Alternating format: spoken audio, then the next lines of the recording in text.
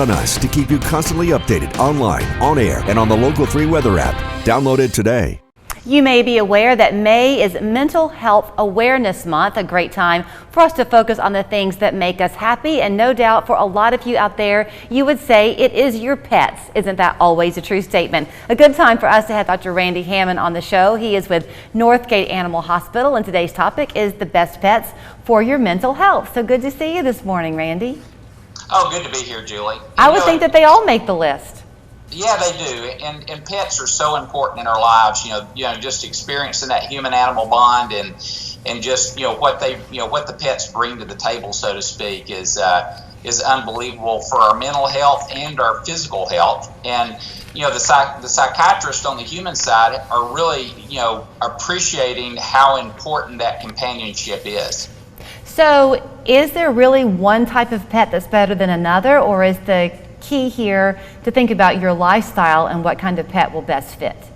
Yeah, I think on an individual basis, any kind of pet would be good. But I think the psychiatrist, as you come in and people are dealing with different issues in their life and so forth, there are certain pets that kind of stand out in certain areas. For instance, a person with depression, a lot of times they'll recommend a dog. They read humans well. The pets are very empathetic. They know our moods. And quite frankly, they force you to go outside because, you're going to have to get up and take them out for exercise, a walk, or to end up using the bathroom. That's a very good point. I wouldn't have thought of that. I have a cat. I have a dog and a cat. My cat, though, brings me a different kind of comfort. There's nothing like having her curl up in your lap at the end of the day. And it is. And the cats, are recognized for their companionship with people with autism. Because the cats don't really make intense eye contact. They understand physical boundaries, as necessary. And then even with children with autism, it's been shown to really decrease the stress level, for kids. People that have gone through trauma, a lot of times, there are groups that have the horse areas where people can go and they be able to build trust. Help overcome their fears. They get that sense of safety from being around such a large animal, a loving animal. So that the horses really play an important part for us. Can I ask you something too on the dog topic for just a second? Mm-hmm. Are there any particular breeds of dogs that are better than another? Well, I think if you want a normal energy dog.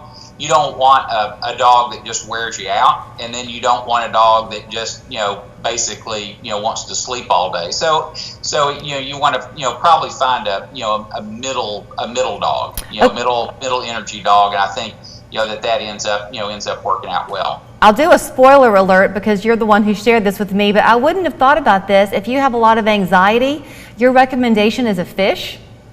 Yeah, and that's been shown. And if you think about going into certain offices and so forth, watching the fish swim, just basically lowers your blood pressure. It calms your brain waves, your anxieties, and so forth. It's just very peaceful. And you can even get screensavers with fish. You can there's TV channels where you can watch fish swim. It's just relaxing and serene, and it just lowers that level of anxiety. Okay, you like birds if you have OCD. Yeah, and people want those things in order. The birds in a contained environment, they're not really going to make a mess except in their cage where you can clean that up. And then especially some of the songbirds, it's just very, very soothing music and creates a sense of normalcy in the environment for those people. So the birds actually are really good, a really good choice and creates that calmness around the house. All right, and then last one, if you are an older person and dementia is a concern, why a turtle? That was popular in the 60s. So I can remember as a kid, I'm going to age myself just a little bit, they used to have the 5 and dime stores, and you could go in there and there was always those map turtles, and as a little kid, wanted to be a veterinarian, I always, found myself migrating to the turtle area. But, the turtle's slow paced. You focus on a turtle, it's not moving very fast, and the psychiatrists feel like that helps trigger memories, and it ends up, just helping the person, just kind of, focus on the turtle as it's moving around, and just kind of bring some of those deep-seated memories that sometimes we lose with the dementia and so forth. And quite frankly, with dementia, any pet ownership probably could improve the symptoms and so forth along those lines. All right, Dr. Randy Hammon, Northgate Animal Hospital, thank you so much for all the information this morning.